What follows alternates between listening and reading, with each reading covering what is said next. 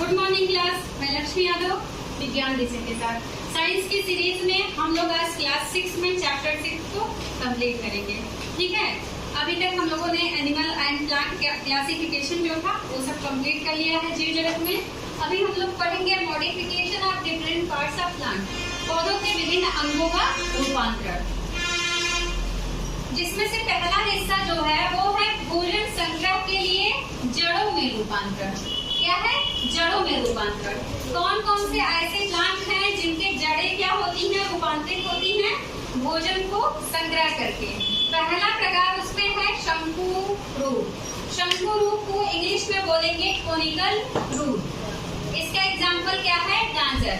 गाजर को आप लोगों ने अगर ध्यान से देखा होगा तो ये कुछ ऐसा होता है, कोन शेप का। याद आया?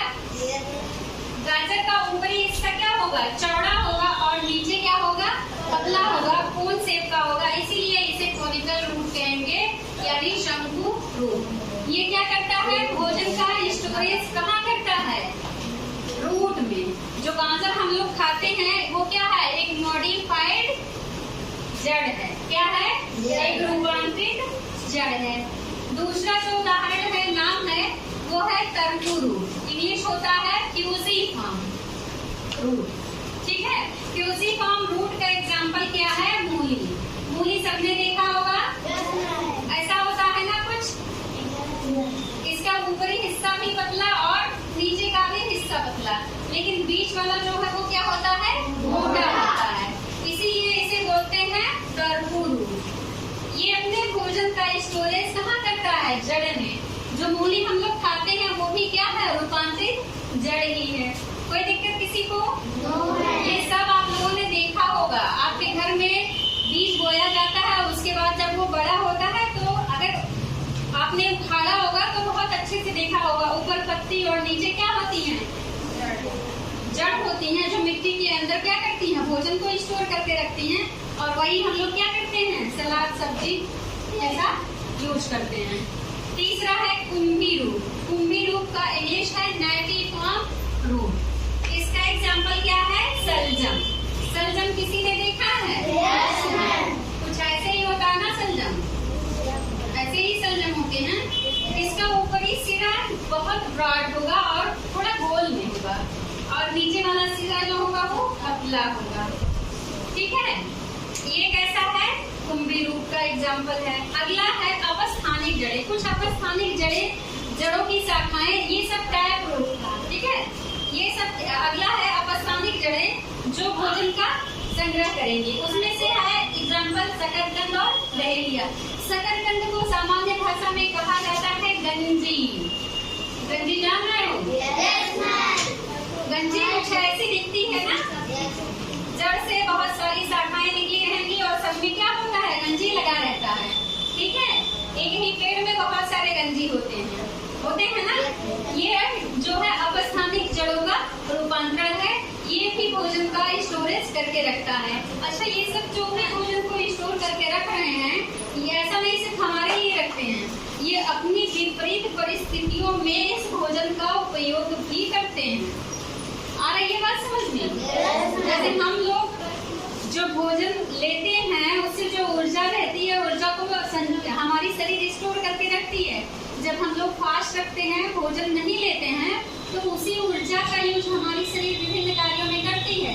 ठीक उसी तरह से पौधे भी जिस भी पार्ट में भोजन को स्टोर करके रख रहे हैं, उस पार्ट से भोजन अपनी विपरीत परिस्थितियों में ले करके क्या करेंगे? अपनी दैनिक क्रियाएं पूरी करेंगे।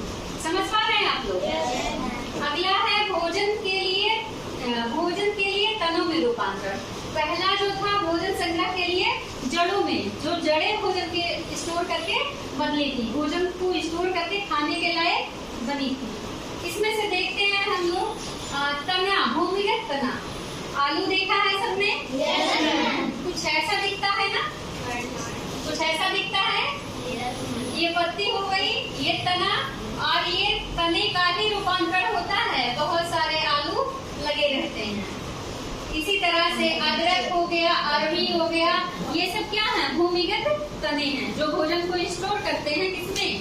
तने में। समझ में आया? तीसरा प्रकार है तने को सहारा देने के लिए रूपांतरण। कुछ ऐसे पौधे होते हैं जो अपने तने को सहारा देने के लिए रूपांतरित हो जाते हैं। जैसे एग्जाम्पल आप याद करिए, किसको? भुट्टे को।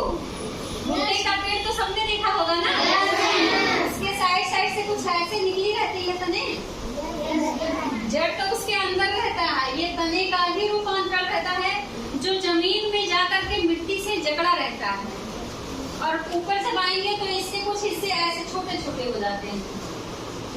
याद करिए, ऐसा ही होता है ना। और फिर और ऊपर जाएंगे तो यहाँ पत्तियां होती हैं और फिर फल वगैरह मिलता है। तो इसी तरह से मक्का हो गया, बरगद में बड़ा सा पेड़ होता है और उसके डालों से, तने से देखते हैं ऐसे बहुत लंबा लंबा रस्सी की तरह वो चीजें लगी रहती है। उसी को पकड़ के आप झूला भी झूलते हैं, लटक भी लीजिए तो भी नहीं टूटेगा, बहुत मजबूत होता है वो। ठीक है। अगला है केवड़ा। बांस का देखा है आप लोगों ने पौधा? बांस इतना बड़ा होता है लेकिन वो क्या है? बांस के साइड से जो चीजें उसको जमीन से जकड़ी रहती हैं, लंबा होता है फिर भी गिरता नहीं है जल्दी, क्योंकि वो जकड़ा रहता है बहुत तेजी से। इसी तरह से गन्ने में भी होता है। ठीक है। गन्ने का जब वो कटाई होता है उसके बाद छिलाई, तो उसको कैसे हंसी होसिया से ऐसे छील हुई के सही किया जाता है ना।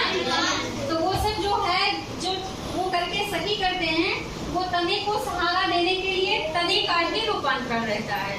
समझ गए? ठीक है, ताकि वो गिरे ना।